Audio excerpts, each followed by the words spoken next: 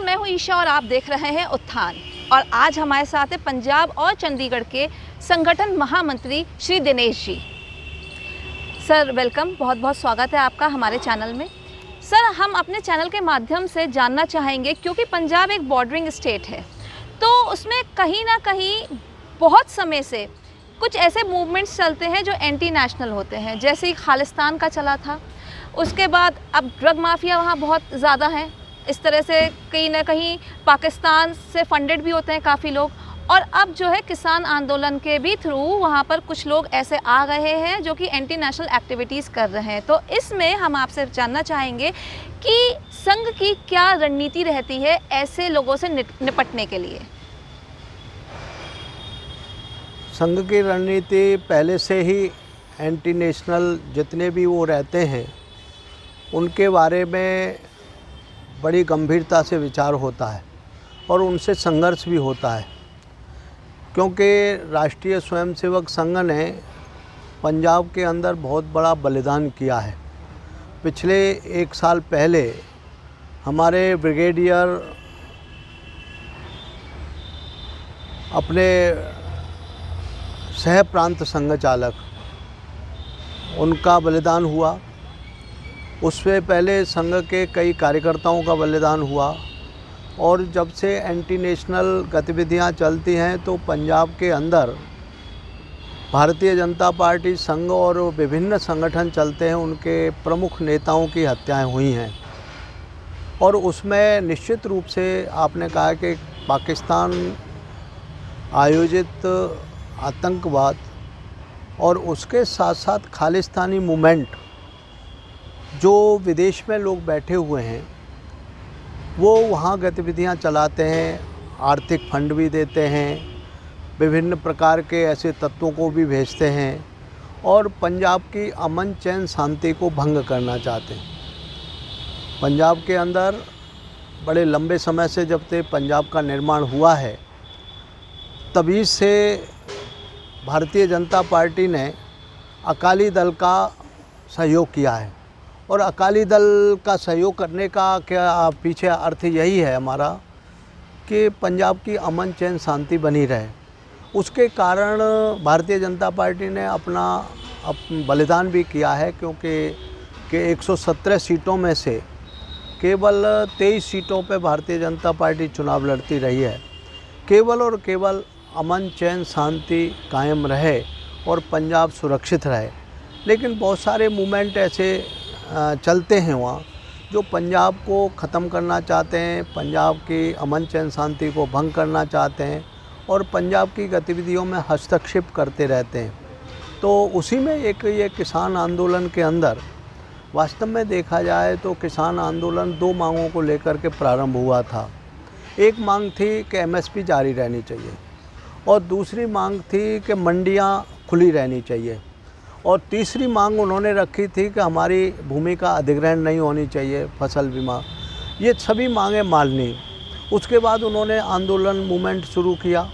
Movement शुरू करने के बाद केंद्र सरकार ने और कोर्ट ने ये भी कह दिया कि जब तक सहमति नहीं बनेगी तब तक लागू नहीं किया जाएगा, और अभी कोई लागू नहीं है, 1.5 साल के लिए स्थगित किया है। लेकिन उसके बावजूद भी जो यूनियन थी, दुर्भाग्य की बात है कि 31 यूनियन छोटी छोटी, उनमें से 27 यूनियन कम्युनिस्टों की, जो मानने को तैयार नहीं है। अमित शाह जी के साथ बैठ कर के 12-13 लोगों ने तय किया और बोले कि हम आपकी बात सहमत हैं और लिखित में सरकार दे रही है तो आप इसको ख़त्म करिए। लेकिन इसमें खालिस्तानी और प्लस कम्युनिस्ट ऐसे असामाजिक तत्व हैं जिनकी जड़ें बाहर हैं, लेकिन आंदोलन वो पंजाब के अंदर करते रहते हैं।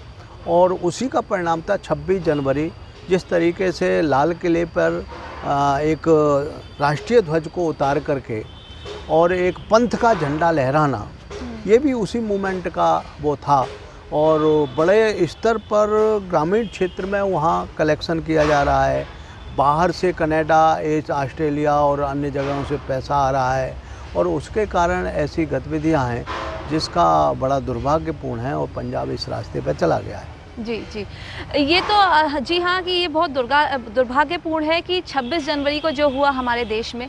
इसके साथ ही जानना चाहते हैं कि बहुत बड़ा रैकेट चलता है ड्रग माफ़िया का पंजाब में, और आज की पीढ़ी ख़ास तौर से उनको कहीं न कहीं ड्रग्स देके कमज़ोर किया जा रहा है, ख़त्म किया जा रहा है, और उसका भी कुछ पार्ट फ़ंड जो है वो पाकिस्तान करता है, वहाँ से फंडेड होता है, जिससे कि देश टूट सके, उसको तोड़ सके।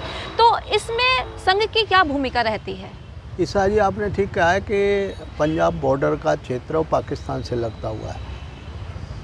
पाकिस्तान की गतिविधियां पंजाब और जम्मू कश्मीर में और गुजरात में बॉर्डर पर इस तरीके की रहती हैं कि घुसपैठ करना, ड्रग्स वगैरह का और हथियारों की सप्लाई करना, और विभिन्न प्रकार से कैसे उपद्रव किए जा सकते हैं उसकी शांति को भंग करना। तो इस आधार पर जो ड्रग का मामला चलता है उसमें जो कड़ाई होनी चाहिए बॉर्डर पे, वो कांग्रेस की सरकार की कमी है। कैप्टन अमरिंदर सिंह जी ने गुरु ग्रंथ साहिब को पकड़ करके और इस तरीके का अपने मैनिफेस्टो में एक विषय रखा था कि हम जिस दिन सरकार बन जाएगी ड्रग माफियाओं को ख़त्म कर देंगे और ड्रग नशा मुक्त पंजाब करेंगे। लेकिन दुर्भाग्य की बात है कि 4 साल 4.5 साल पूरे हो गए, आज तक उन्होंने कोई इस पर स्टेप नहीं लिया। और आज भी जो आंदोलन चल रहा है, झंडा लगाते हैं, सारे बैरियरों पर कुछ नहीं है, और उसके नीचे नशे का और बहुत बड़ा ड्रग्स का काम चलता है, शराब का काम चलता है, और अफीम का बहुत बड़ा काम। उसमें पकड़े भी जाते हैं लोग, और पकड़े जाते हैं तो वही असामाजिक तत्व हैं, और जिसका संरक्षण कैप्टन अमरिंदर सिंह जी देते हैं। उनका बार बार हम परिचय भी कराते हैं, बताने का भी काम करते हैं, और समय समय पे इंगित करने का भी काम करते हैं। लेकिन सरकार का जो स्टेप चाहिए, जैसे आपने देखा होगा बांग्लादेश का बॉर्डर है, बांग्लादेश के बॉर्डर से त्रिपुरा लगता हुआ है, असम लगता हुआ है, बिहार लगता हुआ है, बिहार के साथ साथ झारखंड का सीमा लगती है। तो हमारी केंद्र की सरकार और स्टेट की सरकार बनी तो हमने बड़ा स्टेपली उन्होंने किया, त्रिपुरा की सरकार ने किया, उन्होंने किया, और सरकारी माध्यम से उनको पूरा रोक दिया। लेकिन कैप्टन अमरिंदर जी की सरकार ही उसमें शामिल हो और ड्रग माफियों के आधार पर और भूमाफियों के आधार पर भ्रष्टाचार के युक्त शासन चल रहा हो, तो वो क्या भला कर सकते हैं। इसलिए इस मूवमेंट को भी किसान आंदोलन की मूवमेंट को भी कैप्टन अमरिंदर जी ने हवा दी और उसको दिल्ली तक भेजा, और अब उनके गले की हड्डी बन गया। आखिरकार कौन सा तरीका अपना करके उनको पैसा भी, फंडिंग को उपलब्ध कराना, टोल टैक्सों पर टेंट लगवाना, उनको लंगर उपलब्ध कराना, उनको विभिन्न प्रकार की सुविधाएं देना, यहाँ तक कि शौचालय की गाड़ियाँ उपलब्ध कराना, बिजली उपलब्ध कराना।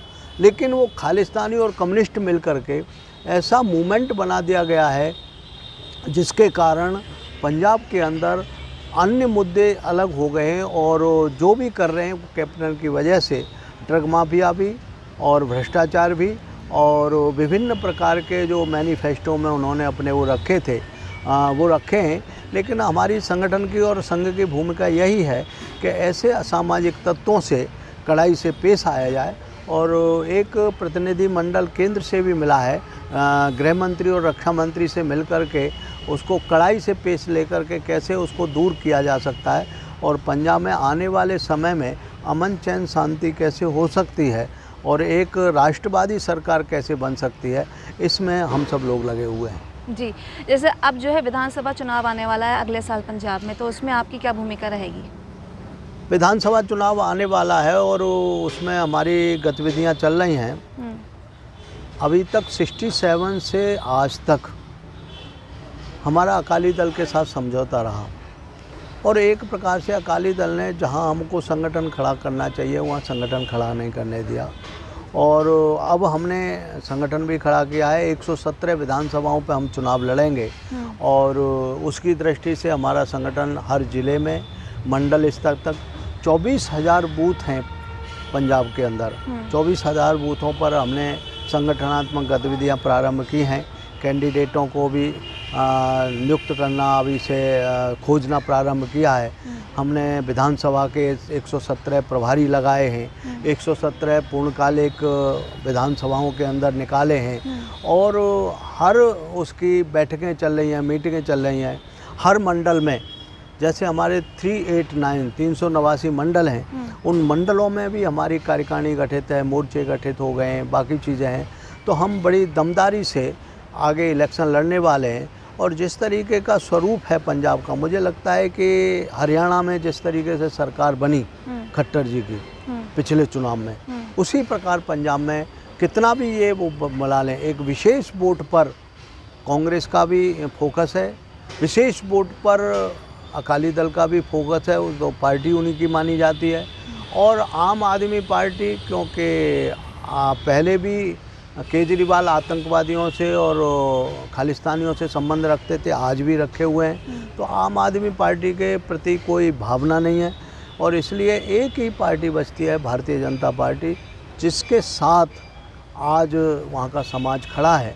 और निश्चित रूप से यह जो आंदोलन चल रहा है, इसमें असामाजिक तत्वों को भी समझने वहाँ के लोग लगे हैं, और उस दृष्टि से हमारी निश्चित रूप से सरकार बनेगी। बहुत बहुत धन्यवाद। हमारे श्रोताओं को आपके ज़रिए बहुत वहाँ की नॉलेज, बहुत इन्फॉर्मेशन मिली है। बहुत बहुत धन्यवाद सर। नमस्कार। नमस्कार।